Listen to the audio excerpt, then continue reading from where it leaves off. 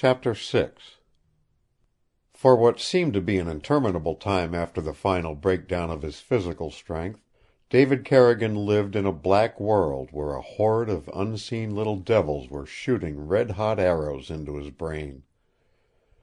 He did not sense the fact of human presence, nor that the divan had been changed into a bed and the 4 lamps lighted, and that wrinkled, browned hands with talon-like fingers were performing a miracle of wilderness surgery upon him.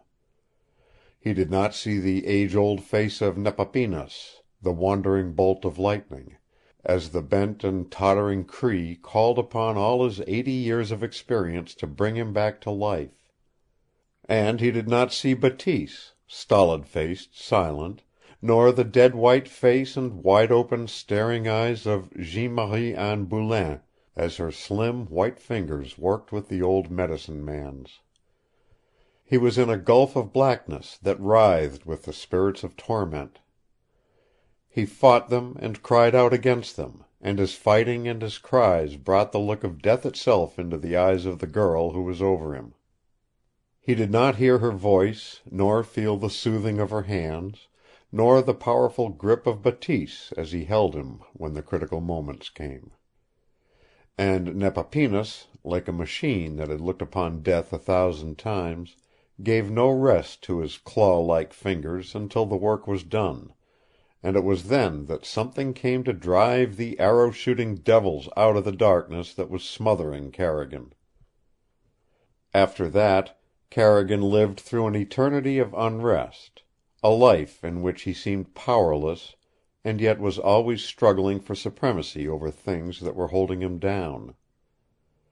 There were lapses in it, like the hours of oblivion that come with sleep, and there were other times when he seemed keenly alive, yet unable to move or act. The darkness gave way to flashes of light, and in these flashes he began to see things, curiously twisted, fleeting, and yet fighting themselves insistently upon his senses. He was back in the hot sand again, and this time he heard the voices of Jeanne Marie Anne and Golden Hair flaunted a banner in his face, a triangular pennon of black on which a huge bear was fighting white Arctic wolves, and then she would run away from him, crying out, "St. Pierre Boulain! St. Pierre Boulain!" And the last he could see of her was her hair flaming like fire in the sun. But it was always the other, the dark hair and dark eyes, that came to him when the little devils returned to assault him with their arrows. From somewhere she would come out of darkness and frighten them away. He could hear her voice like a whisper in his ears, and the touch of her hands comforted him and quieted his pain. After a time he grew to be afraid when the darkness swallowed her up, and in that darkness he would call for her, and always he heard her voice in answer. Then came a long oblivion. He floated through cool space, away from the imps of torment. His bed was of downy clouds, and on these clouds he drifted with a great shining river under him, and at last the cloud he was in began to shape itself into walls, and on these walls were pictures, and a window through which the sun was shining, and a black pennon, and he heard a soft, wonderful music that seemed to come to him faintly from another world. Other creatures were at work in his brain now. They were building up and putting together the loose ends of things. Carrigan became one of them, working so hard that frequently a pair of dark eyes came out of the dawning of things to stop him, and quieting hands, and a voice soothed him to rest. The hands and the voice became very intimate. He missed them when they were not near, especially the hands, and he was always groping for them to make sure they had not gone away. Only once after the floating cloud transformed itself into the walls of the bateau cabin did the chaotic darkness of the sands fully possess him again. In that darkness he heard a voice. It was not the voice of Golden Hair, or of Bateese, or of Jeanne Marie Anne. It was close to his ears. And in that darkness that smothered him, there was something terrible about it as it droned slowly the words, "Has anyone seen Black Roger Audemard?" He tried to answer, to call back to it, and the voice came again, repeating the words, emotionless, hollow, as if echoing up out of a grave. And still harder he struggled to reply to it, to say that he was David Carrigan, and that he was out on the trail of Black Roger Audemard, and that Black Roger was far north. And suddenly it seemed to him that the voice changed into the flesh and blood of Black Roger himself, though he could not see in the darkness, and he reached out, gripping fiercely at the warm substance of flesh, until he heard another voice, the voice of Jeanne Marie Anne Boulain, entreating him to let his victim go. It was this time that his eyes shot open, wide and seeing, and straight over him was the face of Jeanne Marie Anne, nearer him than it had been even in the visionings of his feverish mind. His fingers were clutching her shoulders, gripping like steel hooks. "Monsieur! Monsieur David!" she was crying. For a moment he stared. Then his hands and fingers relaxed, and his arms dropped limply. "Pardon, I was dreaming," he struggled weakly. "I thought—" He had seen the pain in her face. Now, changing swiftly, it lighted up with relief and gladness. His vision, cleared by long darkness, saw the change come in an instant, like a flash of sunshine. And then, so near that he could have touched her, she was smiling down into his eyes. He smiled back. It took an effort, for his face felt stiff and unnatural. "I was dreaming of a man named Roger Audemard," he continued to apologize. "Did I hurt you?" The smile on her lips was gone as swiftly as it had come. "A little, monsieur. I am glad you are better. You have been very sick." He raised a hand to his face. The bandage was there, and also a stubble of beard on his cheeks. He was puzzled. This morning he had fastened his steel mirror to the side of a tree and shaved. "It was 3 days ago you were hurt," she said quietly. "This is the afternoon of the 3rd day. You have been in a great fever. Nepapinas, my Indian doctor, saved your life. You must lie quietly now. You have been talking a great deal." "About Black Roger?" he said. She nodded. "And Golden Hair?" "Yes, of Golden Hair." "And someone else, with dark hair and dark eyes?" "It may be, monsieur." "And of little devils with bows and arrows, and of polar bears and white wolves, and of a great lord of the north who calls himself St. Pierre Boulain?" "Yes, all of those." "Then I haven't anything more to tell you," grunted David. "I guess I've told you all I know. You shot me, back there. And here I am. What are you going to do next?" "Call Bateese," she answered promptly, and she rose swiftly from beside him and moved toward the door. He made no effort to call her back. His wits were working slowly, readjusting themselves after a carnival in chaos, and he scarcely sensed that she was gone until the cabin door closed behind her. Then again he raised a hand to his face and felt his beard. 3 days! He turned his head so that he could take in the length of the cabin. It was filled with subdued sunlight now, a western sun that glowed softly, giving depth and richness to the colors on the floor and walls, lighting up the piano keys, suffusing the pictures with a warmth of life. David's eyes traveled slowly to his own feet. The divan had been opened and transformed into a bed. He was undressed. He had on somebody's white nightgown. And there was a big bunch of wild roses on the table where 3 days ago the cat had been sleeping in the work-basket. His head cleared swiftly, and he raised himself a little on one elbow, with extreme caution, and listened. The big bateau was not moving. It was still tied up, but he could hear no voices out where the tar sands were. He dropped back on his pillow, and his eyes rested on the black pennon. His blood stirred again as he looked at the white bear and the fighting wolves. Wherever men rode the waters of the 3 rivers that pennon was known. Yet it was not common. Seldom was it seen, and never had it come south of Chipewyan.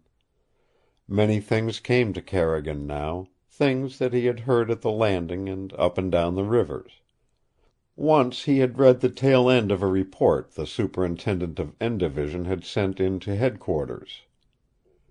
"We do not know this St. Pierre.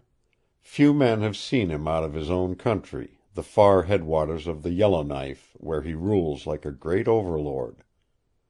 Both the Yellowknives and the Dog Ribs call him Kichiu-Kwimo, or King, and the same rumors say there is never starvation or plague in his regions, and it is fact that neither the Hudson's Bay nor Revillon brothers in their cleverest generalship and trade have been able to uproot his almost dynastic jurisdiction. The police have had no reason to investigate or interfere." At least that was the gist of what Carrigan had read in McVane's report.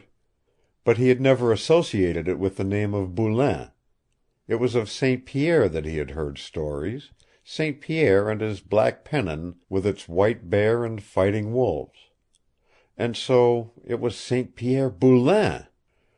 He closed his eyes and thought of the long winter weeks he had passed at Hay River Post, watching for Fanchet, the mail robber.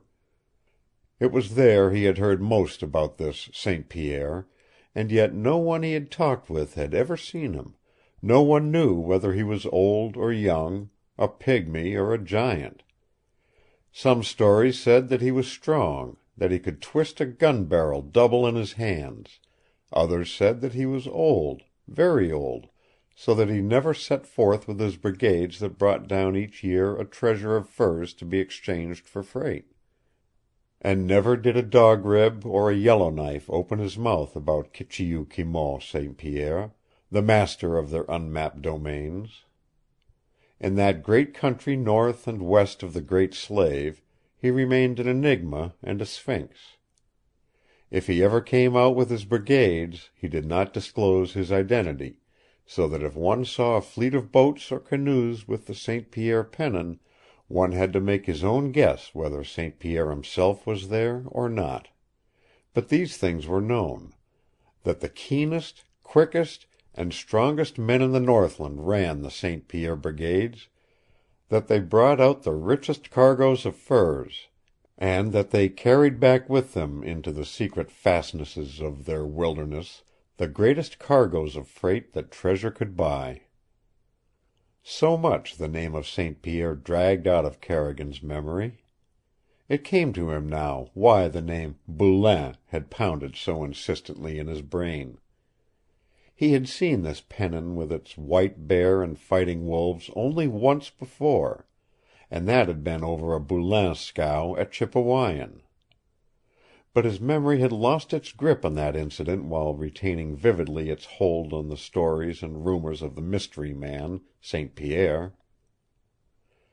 Carrigan pulled himself a little higher on his pillow, and with a new interest scanned the cabin.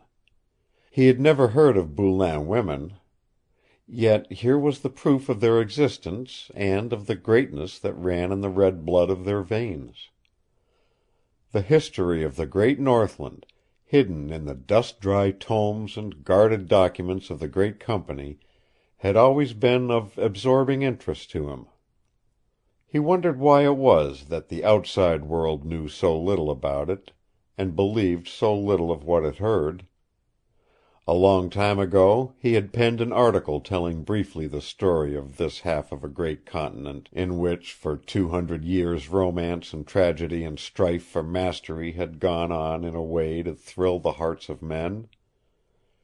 He had told of huge forts with 30-foot stone bastions, of fierce wars, of great warships that had fired their broadsides in battle in the ice-filled waters of Hudson's Bay. He had described the coming into this northern world of thousands and tens of thousands of the bravest and best-blooded men of England and France, and how these thousands had continued to come, bringing with them the names of kings, of princes, and of great lords, until out of the savagery of the north rose an aristocracy of race built up of the strongest men of the earth. And these men of later days he had called Lords of the North, men who had held power of life and death in the hollow of their hands until the Great Company yielded up its suzerainty to the government of the Dominion in 1870, men who were kings in their domains, whose word was law, who were more powerful in their wilderness castles than their mistress over the sea, the Queen of Britain. And Carrigan, after writing of these things, had stuffed his manuscript away in the bottom of his chest at barracks, for he believed that it was not in his power to do justice to the people of this wilderness world that he loved. The powerful old lords were gone. Like dethroned monarchs, stripped to the level of other men, they lived in the memories of what had been. Their might now lay in trade. No more could they set out to wage war upon their rivals with powder and ball. Keen wit, swift dogs, and the politics of barter had taken the place of deadlier things. Le Facteur could no longer slay or command that others be slain. A mightier hand than his now ruled the destinies of the northern people, the hand of the Royal Northwest Mounted Police.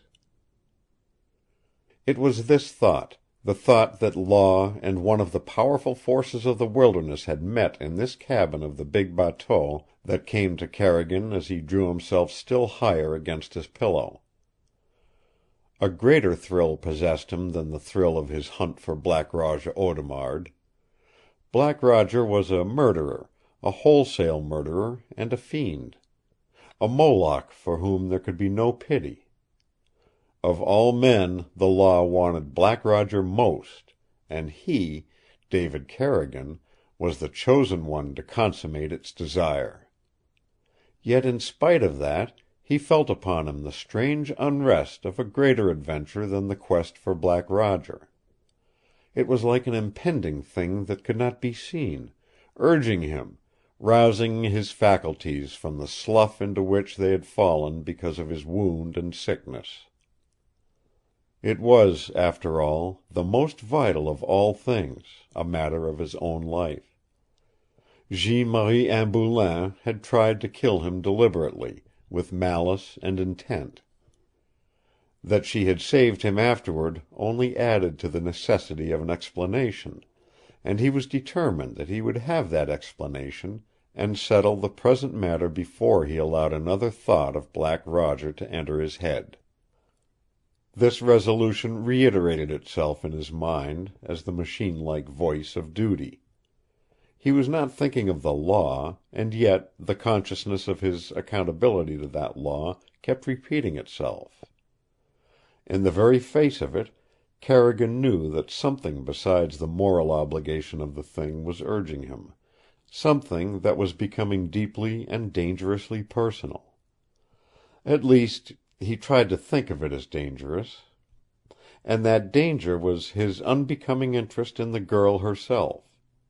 It was an interest distinctly removed from any ethical code that might have governed him in his experience with Carmin Fanchet, for instance. Comparatively, if they had stood together, Carmin would have been the lovelier. But he would have looked longer at Jeanne Marie Anne Boulain. He conceded the point, smiling a bit grimly as he continued to study that part of the cabin which he could see from his pillow. He had lost interest, temporarily at least, in Black Roger Audemard. Not long ago the one question to which, above all others, he had desired an answer was, why had Jeanne Marie Anne Boulain worked so desperately to kill him and so hard to save him afterward?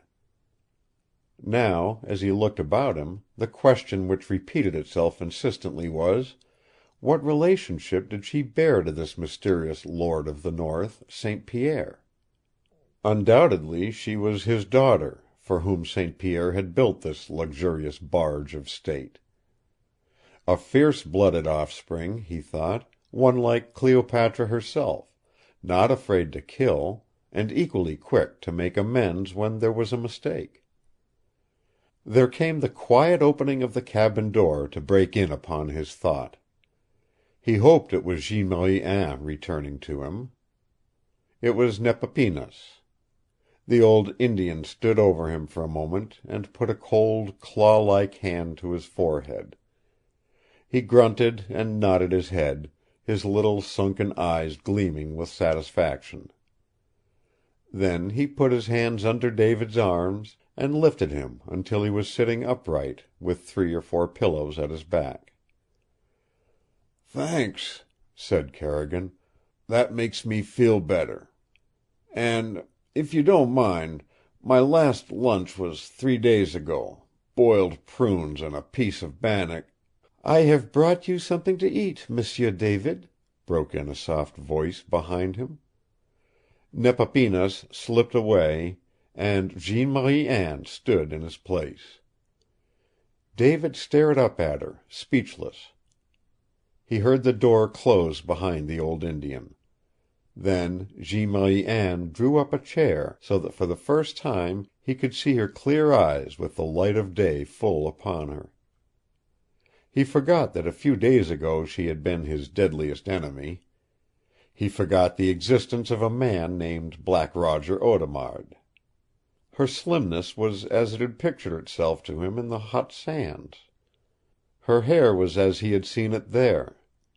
It was coiled upon her head like ropes of spun silk, jet black, glowing softly.